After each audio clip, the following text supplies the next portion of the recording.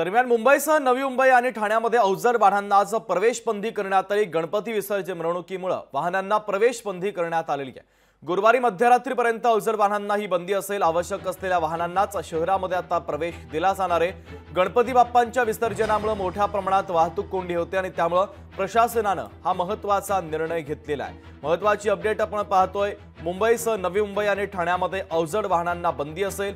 गणपती विसर्जन मिरवणुकीमुळे वाहनांना प्रवेश बंदी असणार आहे। तर गुरुवारी मध्यरात्रीपर्यंत अवजड वाहनांना बंदी असेल। आवश्यक असलेल्या वाहनांना शहरामध्ये प्रवेश मिळणार आहे। गणपती विसर्जनामुळे मोठ्या प्रमाणात वाहतूक कोंडी होते आणि त्यामुळे आता प्रशासनाच्या वतीने या संदर्भातला महत्त्वाचा निर्णय घेण्यात आलेला आहे। तर वाहतूक कोंडी टाळण्यासाठी प्रशासनाने महत्त्वाचा निर्णय घेतलाय। मुंबईसह नवी मुंबई आणि ठाण्यामध्ये वाहतूक कोंडी होत असते आणि त्यामुळे अवजड वाहनांना आज दिवसभर पूर्णपणे प्रवेश बंद असणार आहे।